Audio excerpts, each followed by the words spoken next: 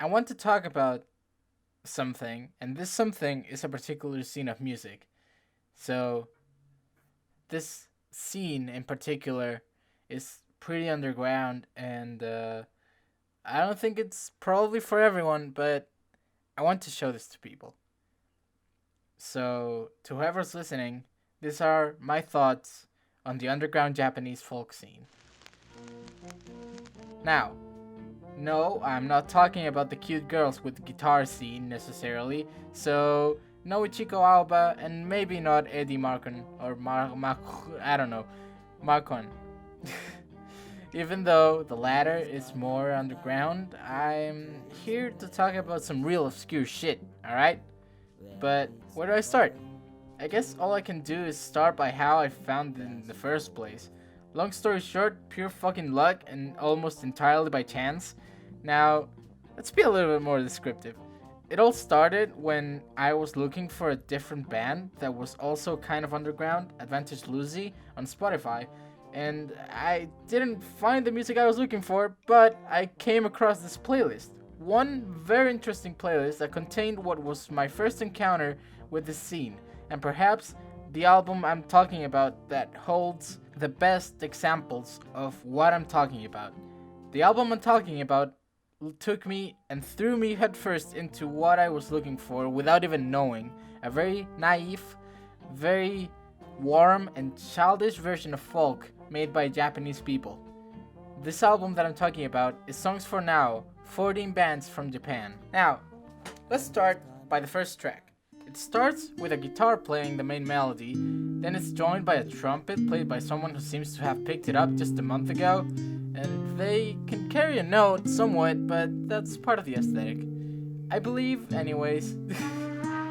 So, after the intro, we hear the singer deliver the first lines, just accompanied by some type of very faint percussion that's like.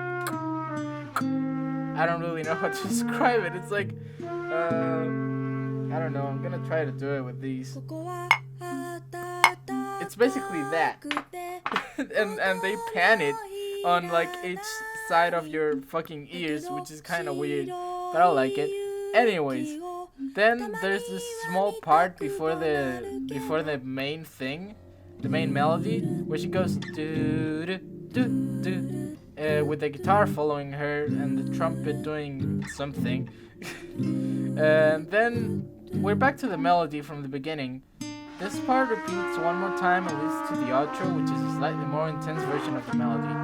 And now I just described the song to you, but of course it doesn't make it justice. This music sounds like it was recorded in a room with like 4 or 5 people crammed in a room with only one microphone, and I love it. This album then goes on to the next song, Cake by Yumbo, a band I will elaborate on later. This track is full of people, or so it feels at least. We have a piano, a drum set, horns, guitars, 2 singers, and probably a bit more that I just didn't hear. Now, we are even more crammed in this room with only one microphone. This song is super cheery and always seems to lighten the mood. This band overall is one of my favorites, but we'll get onto that later. The next song is Book of Life by Mahershala Al-Hashbaz, another important band in the scene. They deliver this lush song about the Book of Life. I'ma be honest, I can't understand what the man is saying, but the music is nice. I can pretty much say this about almost every obscure band from Japan that I enjoy though, so no worries there. Let's jump forward a bit to Nikaido Kazumi, a very expressive singer delivering a simple song with only her guitar and what I assume to be singing saws, and some very simple percussion to accompany her through this very sentimental sounding song. It's very dramatic. By the end of the song, it goes pretty crazy with this vocals that get more and more chaotic by the end. Sometimes she makes these kind of raspy things with her voice throughout the song that remind me of Björk. Also, this is another artist I'm gonna talk about later. I did not talk about them later. Now let's skip to the end of the album with Tennis Coats, a very important band in the scene. They do their own thing, more than this sort of naivist folk thing we're going for, but they're still part of the scene for me.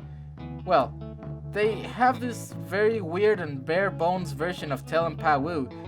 This version is more dissonant and naivist in a way, maybe to fit the album. I personally prefer the album version, the original one. It's a very uplifting and fun song, but this one, it's got its own shine too. It's a more chill version. If I were to put it into words, the difference between the original and this one, I would say that this version sounds more like you're just chilling with them while they jam, while the original sounds more like they're playing a bit more seriously, like to a dancing audience.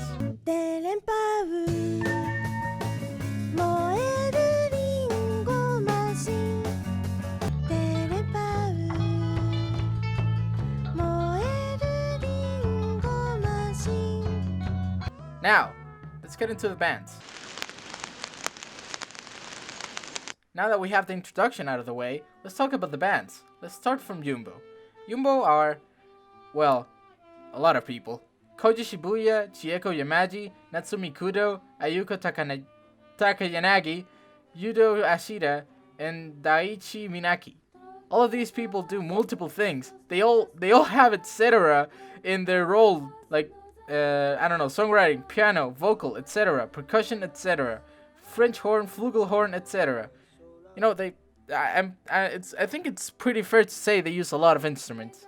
Their albums go from very dissonant and listenable to beautiful to fun and relaxing. It's pretty amazing. Like, for example, you have Le Petit Trou, I think that's how you pronounce it, demos. You have the Le Petit Trou demos, which are very out of tune, messy things with some really nice organ demos here and there. And then we have something like Onibi or Flicker Echo or That's Reality, where they have this more lush and nice sounding thing going on. And, well, let's talk about the discography for a bit. A lot of their albums I just can't find anywhere, especially the old ones. So let's start by the earliest one that I was able to listen to. Le Petit Trou. This album is quite a thing.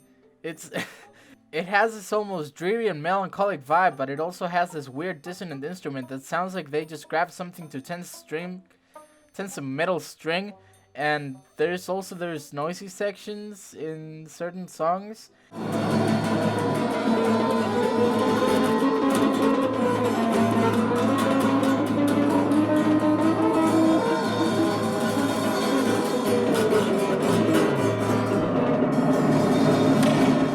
I wouldn't say this is their best, but it has some gems, like Astros.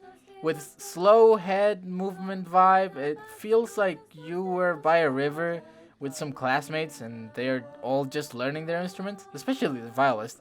They sound like they just picked it up. But I'm pretty sure that's intentional, like most of this scene is. There's also the closing track, this slow, sad melody. It starts with the horns singing this song that seems to have just climbed up a hill, and yet is still a bit defeated. This song is probably the sweetest sounding out of all of them, with its guitar and the female vocalist. The climax parts sound like a marching farewell where every instrument joins. The drums, the horns, what I think is a melodica or some reed organ. This song is a great closer, really, and overall a really nice song. I think this is not where you should start with Yumbo though. This is no longer their sound. A lot of the songs are dissonant and disorganized. I would really recommend this if you want more insight into what they used to sound like and if you want to listen to the nice closer.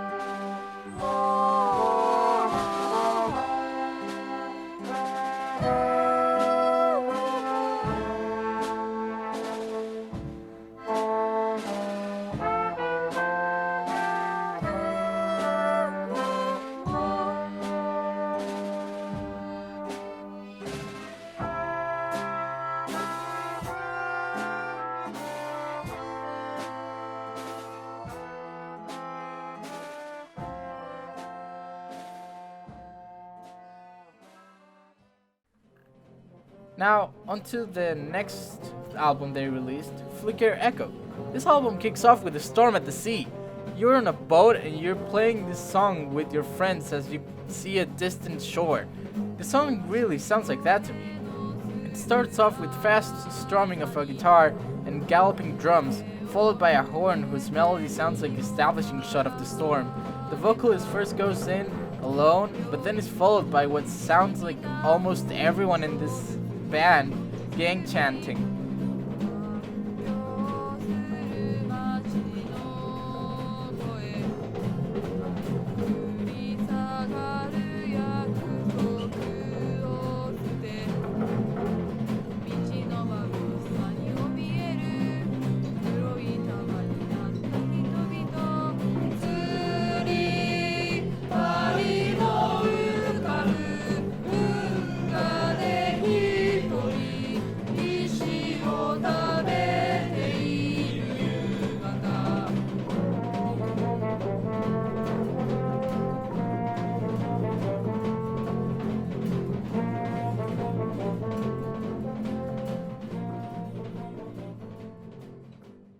That sounds very hopeful.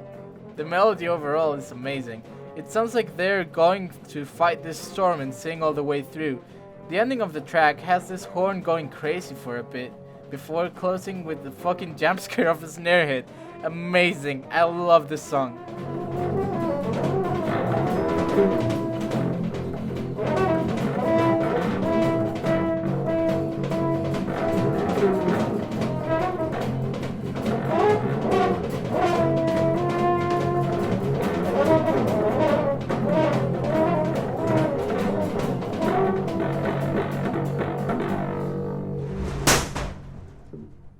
This album overall is a lot cheerier than its predecessor. It makes you move your head and relax for a bit.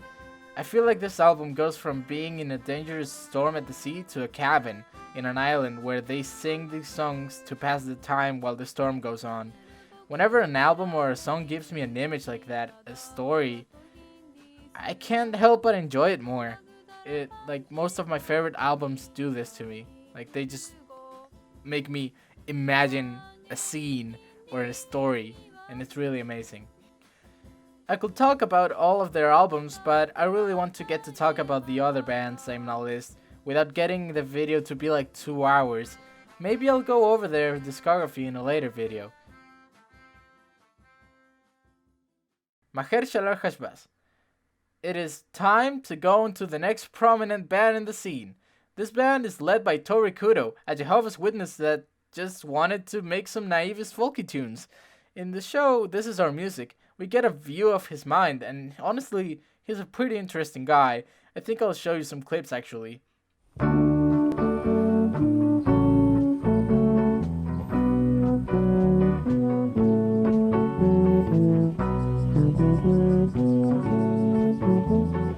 Sometimes I put a score, 5-line score, onto that line and play. Go like that.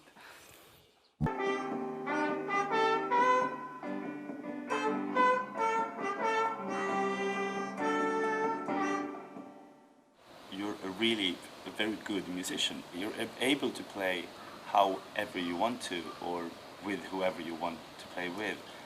But still you manage to keep the sound very pure. Oh, yes. Is that difficult? It's difficult. And keeping reality is the problem. I try to keep my purity or reality. So many musicians prepare the songs for tours and do same songs. But even in tour, I have to do something new every day. It's my destiny. Yes, you can listen to this sound.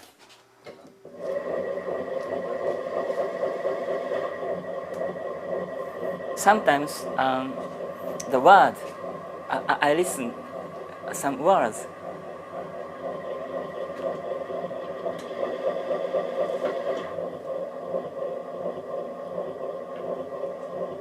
walk out, like that.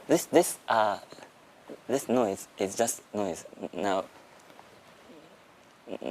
meaning nothing, meaningless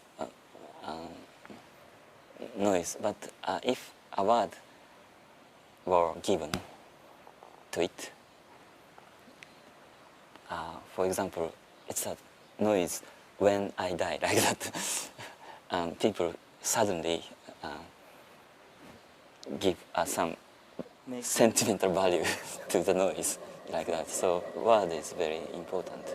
And every day the word changes.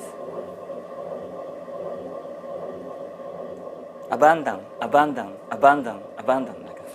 And I put some words in my pots, so people buy the pot not liking the shape or not itself, pot itself. People just buy the pot seeing the word. Slowly, slowly, slowly, slowly. Okay, it's English. Quiet. Just kill the emperor of Japan. It's just like party, but not like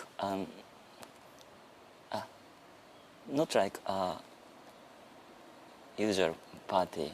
And we never gather having a conventional things. Never, just living as a citizen secretly and intend as like normal people, but at night making some bomb or something.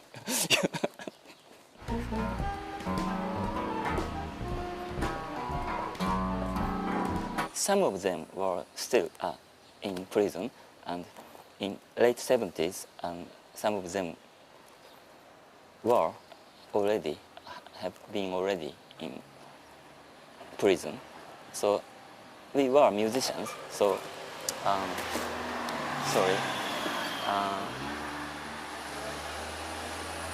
we were helping them from outside, and we made many political songs for them, like propaganda, like so. We must hate Japan, like that. Hate Japan, like that. So it's strange, I think, because we are Japanese. Anyways, so this guy has like a fuck ton of releases and he's been doing this for a while. I find it quite amazing that there's some obscure artists that simply do not stop, even if their music is not widely known. There's some releases up on YouTube and Spotify. Some of them are really lengthy though, so if you want to listen to it all the way through, make sure you have a couple of hours to spare.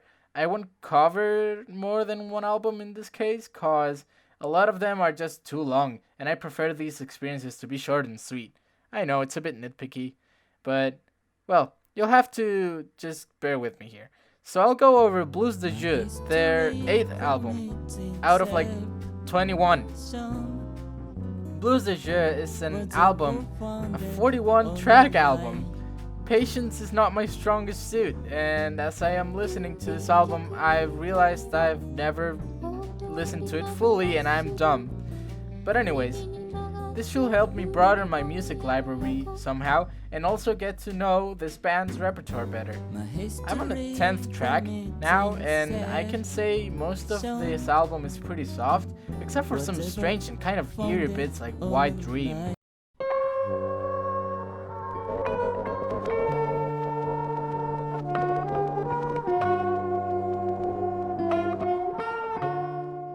Also, wow, what the fuck happened in the song Peter Says? It sounds nothing like the rest of the songs. It's kinda catchy, with a guitar melody that could have come from the Pillow songs.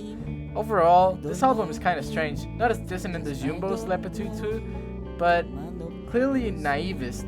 A bit too long, but also good to put in the background while you're drawing or something. If you want to get into Mahershala Hashbaz, this is a good point to start with, I believe. It's less obscure, it isn't super long, and it sounds a lot like what he does on the other albums. Although Tori Kudo seems to like to start something new with each album. Now, onto the next project.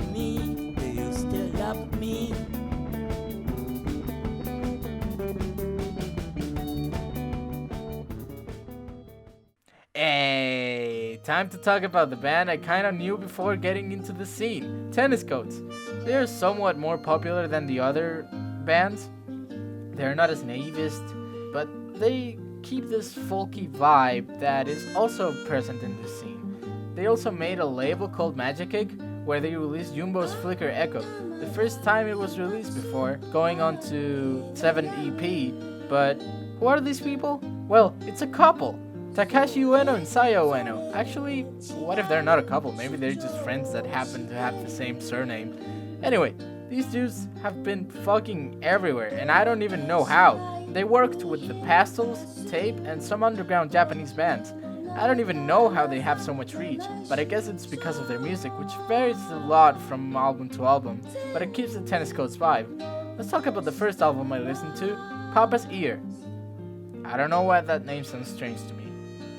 Tennis Coats brings a very calm and sometimes melancholic vibe in this album, like you're feeling low and decide to take a walk in the woods. It starts with the song Higa Noboru, a quaint, simple song with its drumming and the guitar being the main parts with some melodic accents, and towards the end of the song it starts really blooming, with all the instruments joining in, including what I think is a trumpet, although it's a little low on the register, so I thought it might be like a flugelhorn, but I don't know much about, horns, so I don't know, I'm sorry.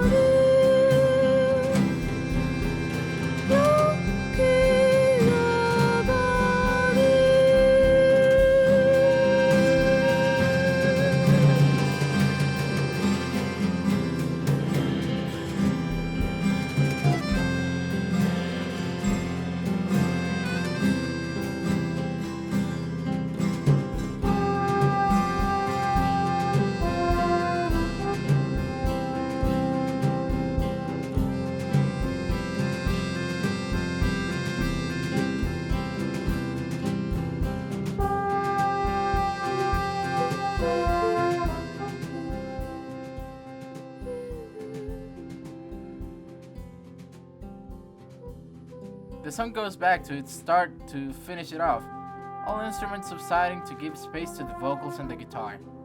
The next track, I don't wanna talk about the whole album, but I gotta follow the first track with this one, Man.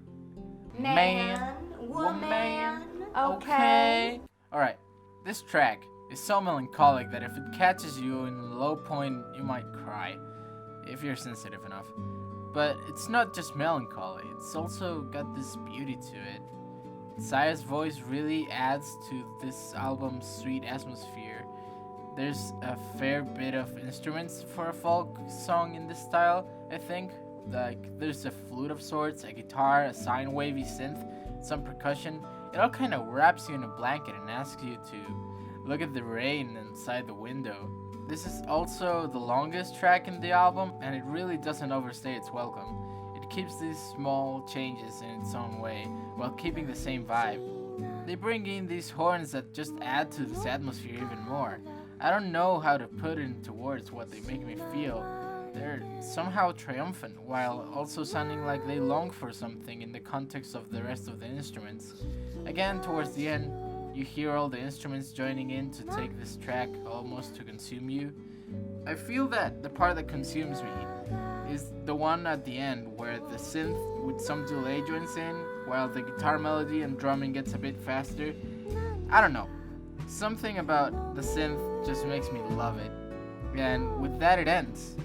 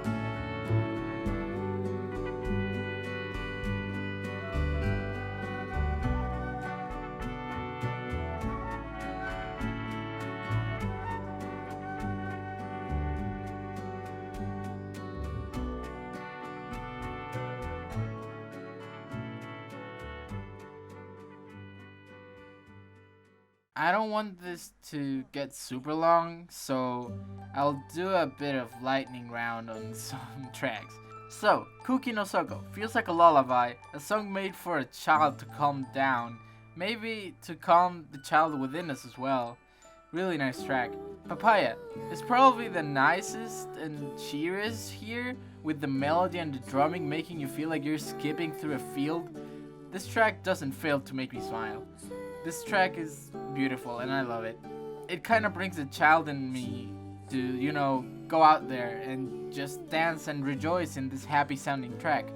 But then it's followed by Sapa London, which is like such a sad track, but also beautiful, like this whole album is. It almost feels like a song that you listen to when taking a walk at night in the cold weather after someone decides to leave your life.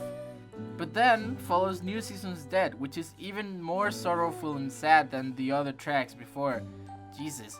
Although it isn't really a high note on the album, I'd say I wouldn't listen to this track willingly, because it doesn't hit like the other rest of the songs do, in my opinion at least. But then there's Puff Olden, which is such a nice track. I would fall asleep to this. This is such a relaxing track. The soft synth, the guitars, Saya's voice, it all just makes for a very relaxing experience. This is definitely one of my favorite tracks. Sabaku. It's one of the pretty atmospheric tracks. It has these reeds and trumpets that just give this track a sort of danceable sound. But it's a slow dance with someone you love, or maybe not a dance, but maybe just you in a blanket in some cold day. I make a lot of references to cold weather and rain, but I mean, it just evokes that image in my head. I'm sorry. Tanjobi no Yokan feels like you're building your own boat and you're gonna go to the island next to you to meet someone you want to make proud. And Igor has a dangerous name, and it's also another slightly woeful track. It even has an harmonica in there. This is the final track in which it ends, which is not like a very high note, but I believe it's pretty alright. I overall really enjoyed the album. So, anyways, I came back to this album after a while and I kinda loved it again. I forgot how much I liked this album and this band. Unlike Yumbo, which I've listened to more a few months ago, so I kinda was in contact with how much I liked the band. Like, I almost forgot that I liked Tennis Coats that much. I still love what the scene is overall though. There's some artists and albums I wish I would have talked about more, but I didn't want this to be a bloated video, and I also want it to be more accessible, Nothing too long or super in-depth and analytic. Also, guess what? Tennis Coats collabed with Yumbo multiple times, and they have this song called Shiroi Mono that is absolutely beautiful.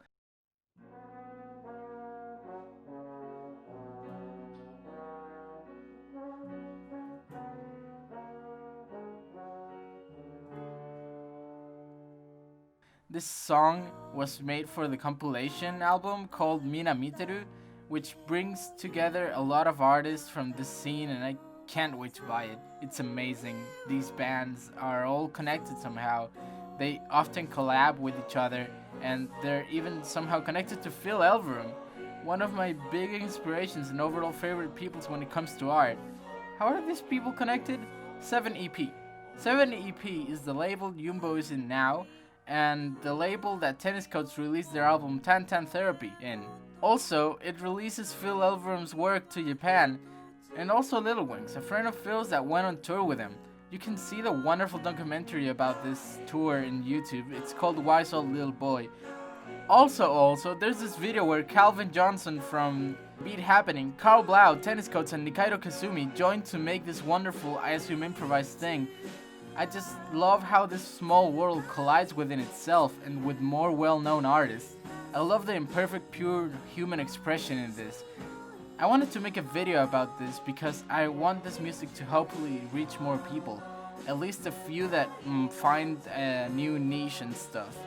There's a documentary I used for this video that I mentioned before, This Is Our Music, where they talk with Tori Kudo, and it's really nice. And it had some songs I can't find anywhere though, so that kind of makes me a bit sad. But anyways, this is the end of this thing.